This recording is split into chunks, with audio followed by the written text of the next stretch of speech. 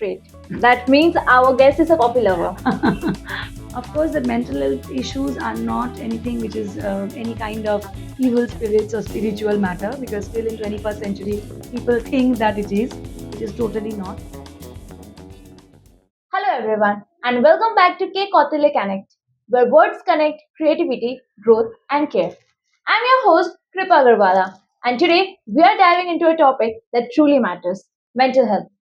Joining us is someone I deeply admire, Mrs Somdutta Banerjee, a senior psychology teacher, consultant psychologist and the founder of Manoscope, with over 20 years of experience in the field of mental health. Welcome to the show, ma'am. It's an absolute honor to have you today here with us. Thank you so much, Kripa, for inviting me today. Thank you. So, ma'am, before we begin with our conversation, let our viewers know how are you feeling today. Thank you so much, Kripa, once again to have me today with in the podcast shoot.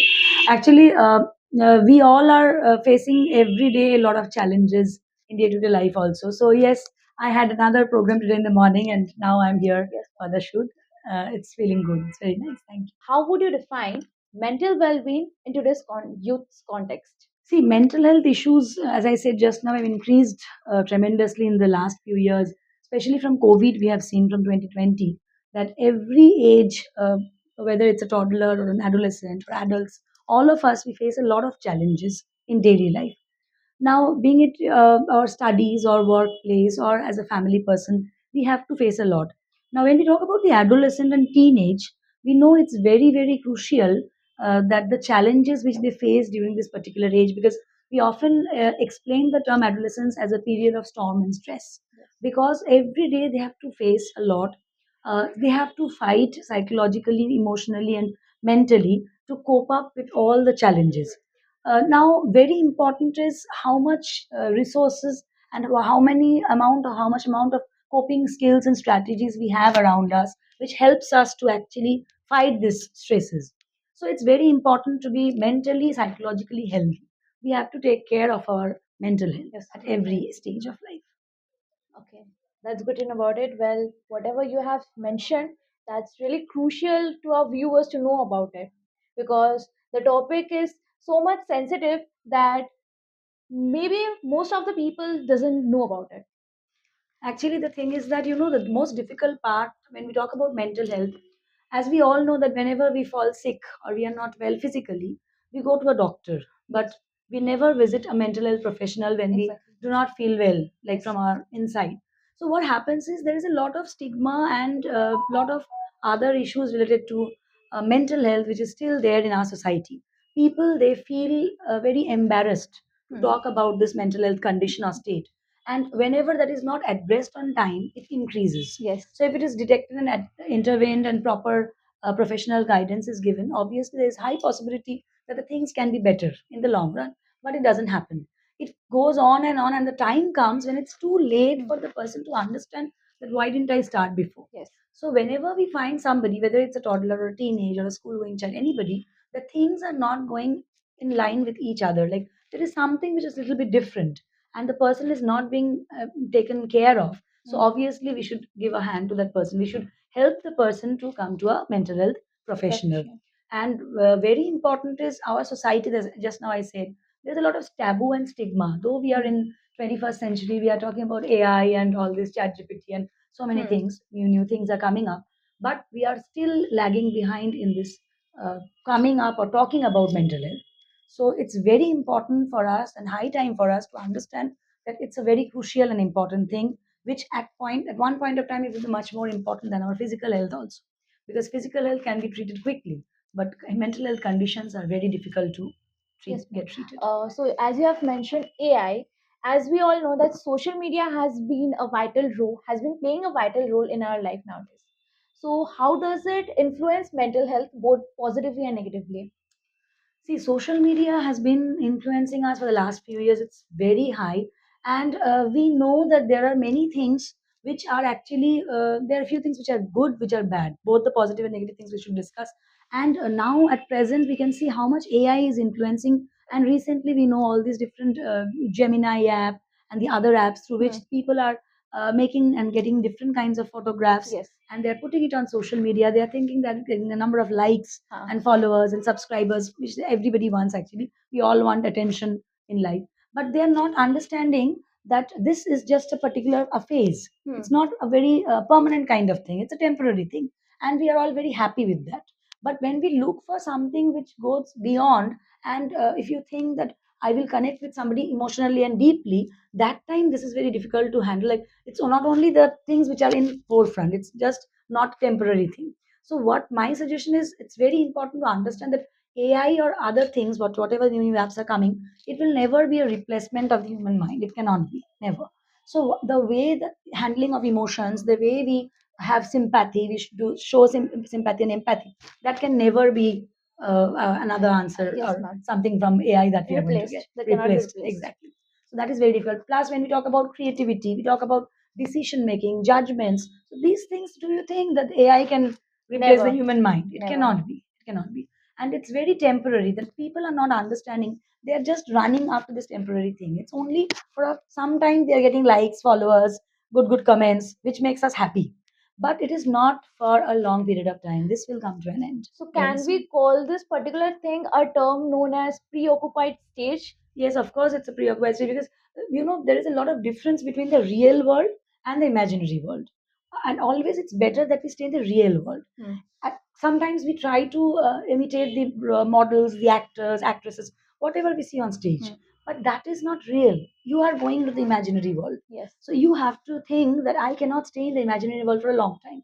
I cannot be in fantasy world. Exactly. I have to come back to the real world at one point of time. That is very important. And whenever this difference increases between the real world and the fantasy world, there's a lot of problems and issues that comes up. So it's very So important. comparing a real world and imaginary world, movies have been playing a crucial role. So a few days back, I was just scrolling and I got to know that you have been a huge SRK fan. So can you please suggest our viewers one of the movies of SRK which can help the which can help the students dealing with the mental anxiety to come out of it? See, number of movies are there. Not only I am a very big fan of SRK, but Dear Zindagi is a very famous movie. And apart from Dear Zindagi, there are number of movies which have come out recently. I think all of you are aware of this movie. We had seen it before also because Amir Khan does a very good work. I'm a big fan of Amir Khan as well. So we have Okay. seen that directors and producers have been trying to put psychological concepts into movies and making it much more attractive and entertaining. Now there is a movie recently which has come out, that is Sitare Zameen Par, and previously we had seen the Tare first Zameen part, Par. Tare Zameen Par. So it's a beautiful movie where Amir Khan is showing this particular group of children, especially the adolescent teenage people. They are getting in going, becoming adults, how they are handling and with different kinds of learning disabilities. They have shown different things, dyslexia, some of them are having severe autism. So that is very important. It's good that we are making such movies. We are bringing these things in front of the audience so that they actually understand the things better. Like reading a book and seeing something on the television has a huge lot of difference. We know that we do not have any much more habit of reading storybooks nowadays. We more look for the social media and Facebook, Instagram, and all these informations we get quickly on social media. But it's very important that it's good that they are taking up these topics, and more of movies and short films are coming up on this. At least people can see and become aware. That So is with important. this, can we say that the movies have both positive and negative impact on people? Yeah, positive, negative in the sense what I think as a mental health professional, I've seen some of the movies. They actually start with the kind of particular. Suppose it's a disorder. They are showing they're doing it well, but by the end of the movie, it's just more of entertainment, and the real therapy part or the treatment part getting dissolved. Like I can give you the example of two three movies. Like we must have watched this Vidya Balan's movie. Your this one Bhul Bhulaiya. So Bhul Bhulaiya is a movie where initially, once you see the movie, you'll understand it's a kind of a movie where they're trying to show evil spirits, and Manjulika Yes. is an evil spirit, and this lady has a spirit inside her body, but actually it is not. No. She's suffering from a disorder. It's a psychological Yeah. disorder. But the end of the movie, what they try to, the way they are trying to show the solution part or the treatment part, that is actually not matching in the what we study in the books in the subject.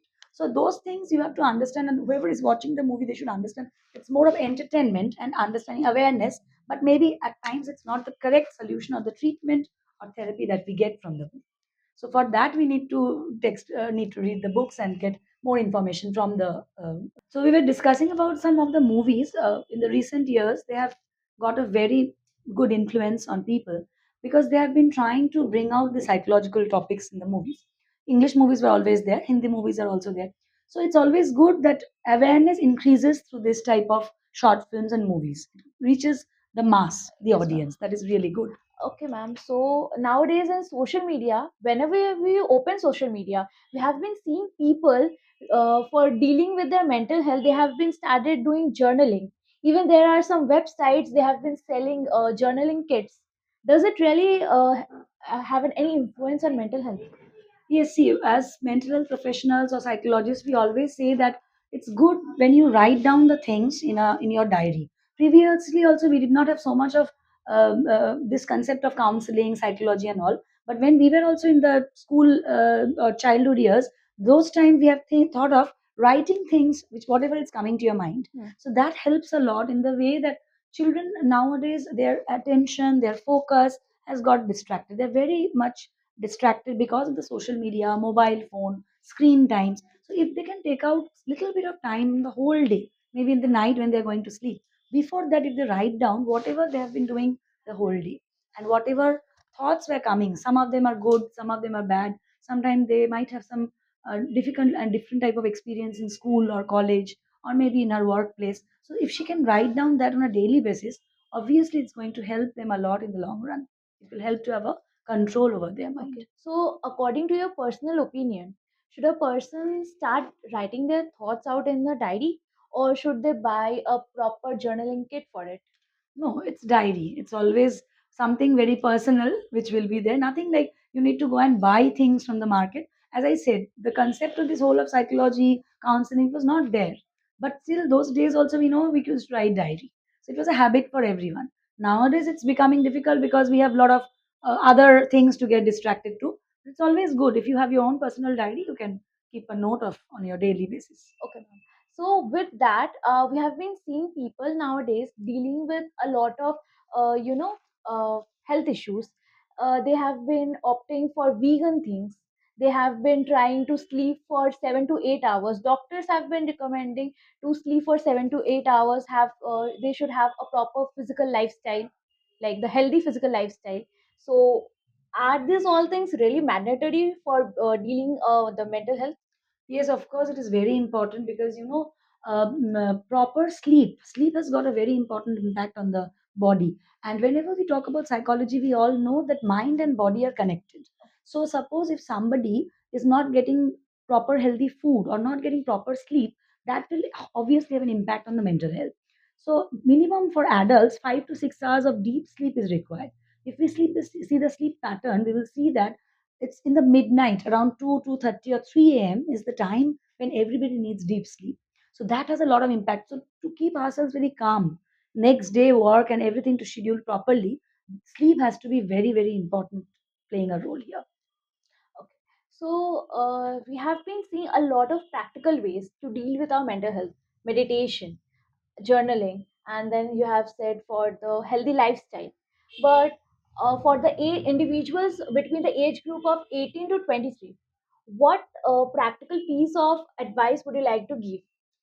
See, this, as I said, crucial age is this teenage as well as people going to the adulthood. Now, for them, regularly, I keep on telling my students also, it's very good that those who have a habit of listening to music. Nowadays we talk about music and dance therapy, and music has a healing power. Many of us are in a habit of listening to music through headphones or whichever way it is while coming to school, going back, college, work. But we should keep some time to heal ourselves and some time where you can talk to yourself instead of just looking at the phone or hearing anything. Just be in a quiet place. If you can take out 10 minutes also every day, maybe you go to the terrace or you be sit in your own room with nobody around. That is, you give time to, we call introspection, no? We talk to ourselves and just to settle things whatever we have been facing. So let's just be with me. That is very, very important. We have to understand ourselves first, then only we can handle the other situations. So, how should someone easily control themselves from getting distracted? So, as I said, mindfulness, regular practice of meditation, yoga also helps a lot, and listening to music. Apart from that, sometimes we find that many of them are having a habit of keeping pets, because I am also a very big pet lover. I have a number of pets. So, pets also play a very important role in handling all these issues. When we are sad, we are depressed, if you have a pet, you can connect to the pet. Yeah. So, these things are there on a daily basis. If you think that, okay, these are the different ways how I can boost up my mental health, or I can be more calm, because many situations are there where we become very angry, we become frustrated, we think that we start shouting on each other. But that is the time when we should know how to control our mind. Instead of shouting and making the things bitter, I think that's the time.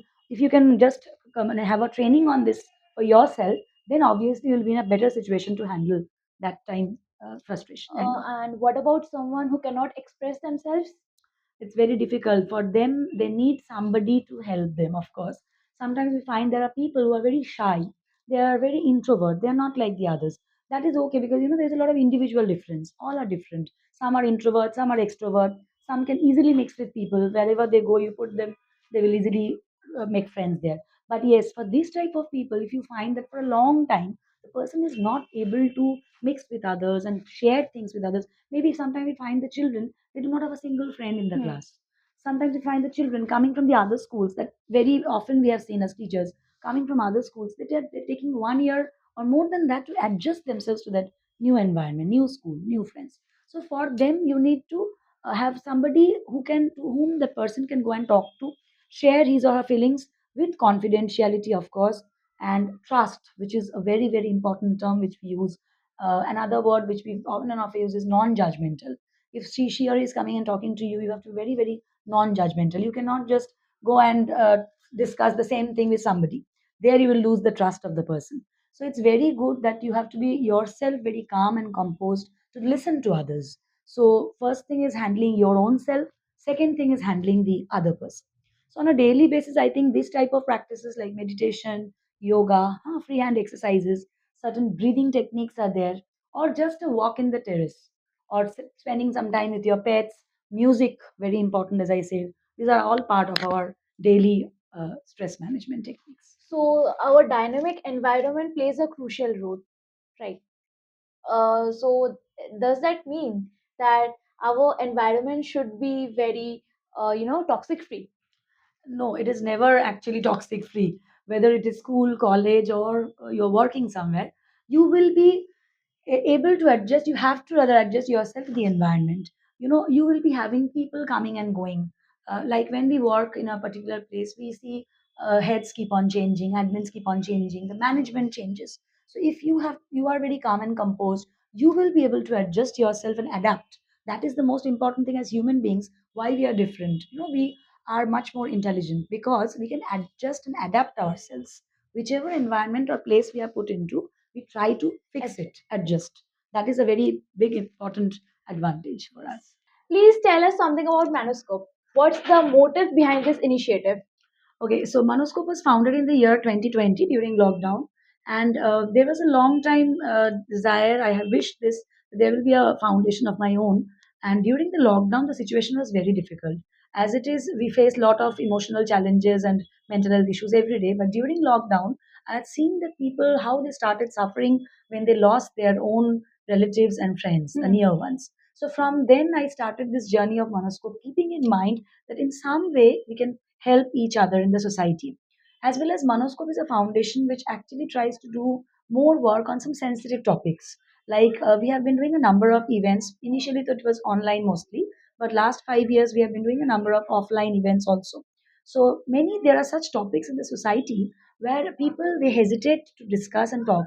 Like when we talk about the transgenders, or we talk about sex workers, we talk about some group of people who are not actually a part of the society. So people they start laughing, they start humiliating them, Yeah. and that is very, very disgraceful. So that is one thing which came to my mind, that why don't we do and bring this type of issues much more in the limelight, so that people should know that they are also a part of the normal stream. That was the like What a journey as we beautiful, started. thoughtful initiative. Our viewers Thank you. must be knowing about it right now, and they will definitely be a part of your beautiful initiative. Thank you. Thank you so much. End on a lighter note with a quick rapid fire round. What's your go to activity when you feel mentally drained? I have a lot of pets, so I spend my time as I go back from my work. I spend at least 1 hour with them. One habit that instantly lifts your mood. Coffee. Great. That means our guest is a coffee lover. Tea, coffee, or meditation? Your stress buster. Meditation. I try to do a little bit in the morning before I start my day. So, when we are comparing coffee with meditation, Both are not matching. okay. A quote or mantra you love for peace of mind. It's always stay positive. If you could describe mental health in one word, what would it be? Mental health is the most important and crucial thing which people fail to understand. So we should always give more importance to mental health. And if you could, frame it in one word, One word, stay positive. one myth about mental health you wish people would stop believing. Of course, that mental health issues are not anything which is any kind of evil spirits or spiritual matter, because still in 21st century people think that it is, which is totally not. And they should be more aware in a very early stage, which can actually control the situation. Lastly, if you had to give your younger self one mental health tip, what would it be? Of course, thinking positively and focusing on the present. It's not that what we have done earlier or what might happen to future, but living in the present. Thank you so much, ma'am, for joining us today and sharing your wisdom with such clarity and compassion. Conversations like this remind us that understanding the mind is an ongoing journey, something which begins with listening and empathy. To our viewers, thank you for being a part of this meaningful exchange. This is K. Kautilya Kanect with me, Kripa Agarwala, signing off. We will meet again in our next episode. Till then, stay aware and stay kind. Thank you.